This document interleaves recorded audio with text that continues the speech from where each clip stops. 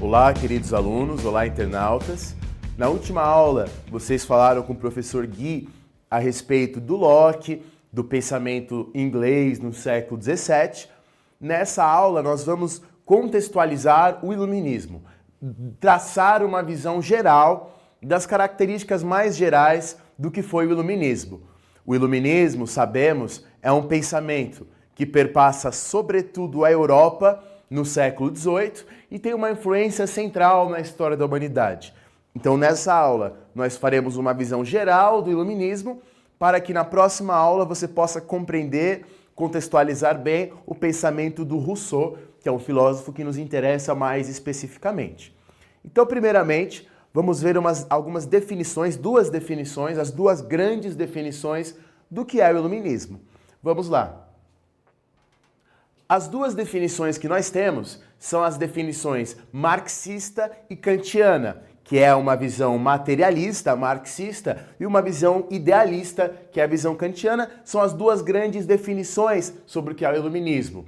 Lembrando sempre que o próprio Kant diz no início do seu texto, o texto do Kant se chama O que é Iluminismo, ou O que é Esclarecimento, que é a tradução mais correta, na verdade, que o lema dos iluministas é ousa saber, que é uma expressão de Horácio. Horácio foi um poeta romano que inclusive inspirou Horácio da Turma da Mônica. Ousa saber, não tenha medo do saber, não tenha receio do saber, vai atrás, busque o saber. Esse é o mote, esse é o lema do iluminismo. Então vamos ver as duas visões. A visão kantiana de iluminismo define o iluminismo como a saída da minoridade. Como assim a saída da minoridade? Então nós podemos pensar essa questão da seguinte forma. O Kant escreve que o iluminismo é quando a humanidade sai da minoridade. Ou seja, o que é um menor de idade? O menor de idade é alguém independente, alguém que não pensa por si próprio, alguém que não define as suas próprias ações, alguém que depende do que o seu pai diz, do que a sua família diz, seja lá o que for. Segundo Kant, a humanidade seria como um menor de idade. Quer dizer, assim como o menor de idade precisa de autorização dos pais, precisa da autorização da escola, sei lá, para dizer o que é certo e o que é errado, a humanidade estaria submetida aos reis absolutistas, estaria submetida à igreja, que diriam para os homens o que é certo e o que é errado. Quer dizer, os homens, os seres humanos, não teriam capacidade de definir por si só o que fazer, definir por si só quem será o seu governante, definir por si só o que é certo e o que é errado. Justamente, o que seria então o iluminismo? Um momento em que os homens, por si próprios, passam a decidir eles próprios o que é certo e o que é errado. E pode ser até concordando com a igreja, mas por livre e espontânea vontade. É o momento que os homens decidem por si próprios que tipo de governo eles querem ter, que pode ser até uma monarquia, desde que esta decisão parta deles. Então, para Kant, o iluminismo é esse momento em que a humanidade começa a deixar a tutela, sobretudo da igreja e do Estado, para pensar por si próprios. O Kant não acredita que esse processo já esteja completo. Ele vê o iluminismo e o esclarecimento como um processo, uma coisa que está acontecendo e que tem o seu processo que um dia chegará a se efetivar. Muito bem, essa é então a visão kantiana de iluminismo, uma visão idealista. Há uma outra visão sobre o que é o iluminismo, que é a visão marxista materialista. Veja, Marx define o iluminismo como um pensamento burguês. Como assim um pensamento burguês? Quer dizer, Daniel, que todos os filósofos iluministas são burgueses? De forma nenhuma. Por exemplo, Montesquieu é um filósofo iluminista e é um nobre. Voltaire é de fato um cara ligado à burguesia. Thomas Paine, filósofo inglês, um operário, fabricante de espartilhos. Então, como assim o pensamento burguês? O Marx vai dizer que o pensamento formado durante o iluminismo é um pensamento que será fundamental para a construção do mundo capitalista. É um pensamento que até hoje, você verá, está nas constituições. Então, por exemplo, direito à propriedade privada. É um pensamento que surge no século XVII, tem os seus passados, mas que se consolida no iluminismo. Está nas nossas constituições hoje e garante a propriedade privada burguesa. Marx vai dizer que o iluminismo, ao pregar o fim da nobreza, a igualdade de nascimento, dará espaço para que a igualdade de classes suplante a igualdade de nascimento. Então, quer dizer, não é que o Marx pensa que os iluministas são um monte de burgueses. Não. E sim que este pensamento, no futuro, e o futuro é hoje, o mundo capitalista, servirá para a consolidação do mundo capitalista, onde a burguesia é a classe dominante, onde os empresários rurais ou urbanos são a classe dominante. Então veja que são duas visões bastante diferentes. Veja que são duas visões que podem, de alguma forma, se conciliar, mas em perspectivas bastante diferentes.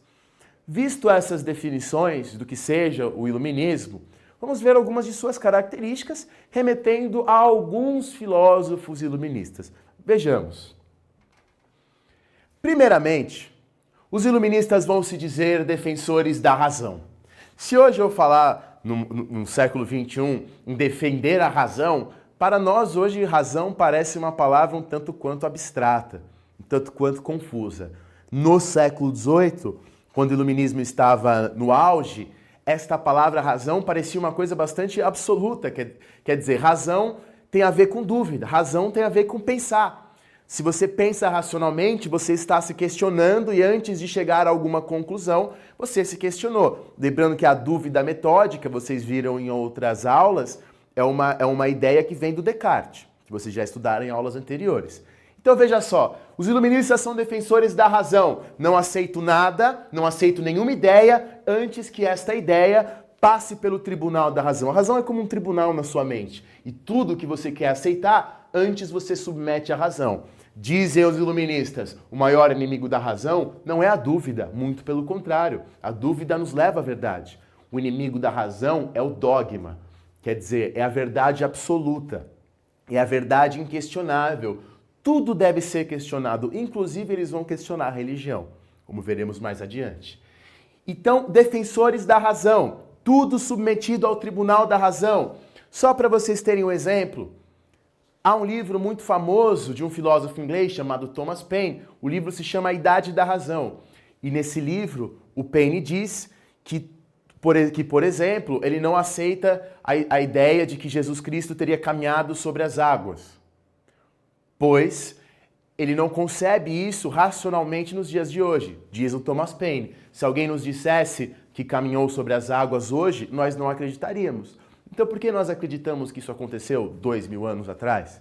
Né? O Thomas Paine vai dizer justamente que se não é racional, se é algo que minha razão não aceita como razoável, eu não devo aceitar. É para você pensar essa questão. Vamos a mais uma característica, a tolerância. Lembrando que a grande origem desta ideia de tolerância para os iluministas é o Tratado da Tolerância do Locke. Talvez, na história da humanidade, o livro mais importante no tocante à questão da tolerância.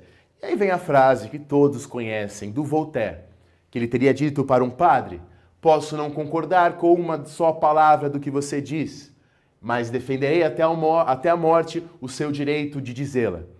Então, quer dizer, ao mesmo tempo que eles defendem a razão, ao mesmo tempo que eles defendem que nós temos que exercer a razão, eles não se colocam a favor da proibição, da restrição ou de qualquer coisa contra alguém que pensa diferente, mesmo contra as igrejas.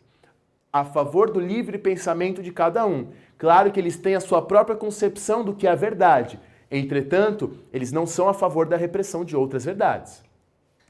Outra ideia fundamental para o iluminismo é a ideia de progresso. Eles acreditam que o seu pensamento, que as suas ideias estão levando a humanidade ao progresso. Eles acreditam que quanto mais esclarecimento, quanto mais razão, melhor será a sociedade. Hoje, no século XXI, a gente questiona essa ideia. Em outros vídeos, vocês falarão sobre Adorno, sobre a escola de Frankfurt, com o professor Guy, e nessas aulas vocês verão que o Adorno questionará se esta razão iluminista realmente nos leva ao progresso, realmente nos faz viver melhor. Mas isso vocês verão mais adiante. Muito bem, vamos ver mais uma característica do iluminismo, o engajamento. Quer dizer, estes filósofos iluministas não eram pessoas que ficavam filosofando em sua casa, que escreviam apenas para os seus pares. Não, eles eram caras que queriam se pôr à testa da sociedade. Se não serem governantes, pelo menos influenciarem os governantes. vocês estudam nas aulas de história, por exemplo, os déspotas esclarecidos, que são reis, muitas vezes absolutistas, ministros, que se utilizarão de algumas ideias iluministas, alguns até que terão filósofos como conselheiros, alguns até que serão filósofos, né? Então, quer dizer, eles não pensam o seu pensamento, a sua ideia como algo distante da sociedade, mas como algo que deve ser aplicado, né? Por isso que eles escrevem muitos panfletos, quer dizer, para serem lidos pelas massas, para serem muito lidos. Muito bem, justamente quando eles pensam a religião, alguns iluministas, não todos, mas muitos deles, como o próprio Voltaire, como o próprio Thomas Paine, pensam uma nova religião. Baseados na obra do Spinoza, eles pensam uma religião que é chamada, que nem exatamente uma religião, mas segundo eles, na verdade, uma forma racional de pensar Deus, que é o deísmo. O que seria então o deísmo? Este livro, A Idade da Razão, do Thomas Paine, é considerado a maior obra deísta do iluminismo. Neste livro, então, como em várias obras, se defende esta ideia. Seria uma religião racional. Segundo esses filósofos, esses deístas, pensar racional. É racional conceber Deus. É racional conceber Deus. Aqui uma frase do Voltaire. Acredite em Deus, mas não acredite nos padres. O deísmo, como o próprio Thomas Paine diz, é uma religião que pensa o seguinte: eu acredito em Deus, ponto. Qualquer coisa acrescentada depois desse ponto será uma criação humana e não uma criação divina. Então o deísmo rejeita as igrejas, rejeita as escrituras, rejeita qualquer tipo de oração pronta. Para o deísmo é apenas eu e Deus, você e Deus. Sem padre, sem oração, sem igreja, nada disso é necessário. Uma relação direta entre a nossa mente e Deus, sem intermediários. Diz um deísta de hoje, chamado Bob Johnson, a religião é uma burocracia entre Deus e o homem. Então a ideia do deísmo seria uma religião desburocratizada, uma religião sem intermediários entre Deus e o homem, puramente racional. Dizem eles que se você pensar bastante, é racional você conceber que todas as coisas têm um Criador, que é absolutamente racional. Vejamos uma outra frase, veja só, a minha consciência, a minha mente é a minha única igreja. Nada além disso. Então o deísmo é uma ideia de Deus concebida e formulada no iluminismo, muito baseada na obra do Spinoza, que é um pensador anterior, um filósofo anterior.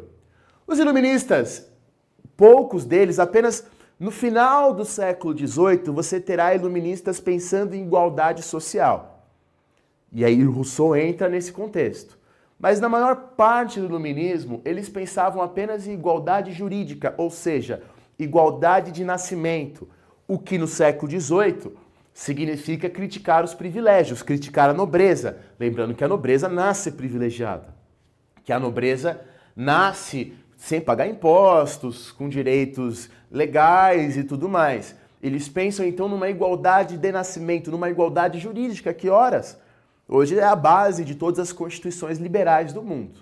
Lembrando então que no final do século XVIII, no iluminismo e de fins do século XVIII, alguns vão pensar em igualdade social, mas a maioria não pensa isso. E muito bem, concluindo aqui as características, os iluministas estão, no fundo, criticando o que eles mesmos chamam de antigo regime, que não era antigo, era o mundo que eles estavam observando, que era o absolutismo, o poder da nobreza, a intolerância, o poder gigantesco das igrejas, a ausência de espaço para o questionamento. Professor, se não é antigo, por que eles chamam de antigo? Se é o mundo que eles estão vivendo, por que eles chamam de antigo regime? Porque eles queriam acabar com ele. Porque eles queriam ver a construção de um novo mundo, sem privilégios nobiliárquicos, sem absolutismo, né, sem um rei que não tenha limites, com governantes que sigam princípios filosóficos, visavam a construção desse novo mundo que para eles representava o progresso. Muito bem. Então, para nós encerrarmos esta apreensão geral do que foi o iluminismo, vamos ver uma questãozinha da Unicamp para ver como que isso é cobrado nos vestibulares, que é o nosso foco aqui. Vamos lá. 1770, um advogado comentava a propósito de um movimento do século XVIII, que é o iluminismo, nós já sabemos. Os filósofos se erigiram preceptores do gênero humano, né? Aqueles que estariam à testa do gênero humano, à frente do gênero humano. Liberdade de pensar, eis o seu brado. E esse brado se propagou de uma extremidade à outra do mundo. Com uma das mãos, tentaram abalar o trono. Com a outra, quiseram derrubar os altares. Aqui, inclusive, a Unicamp deu para você um vocabulário.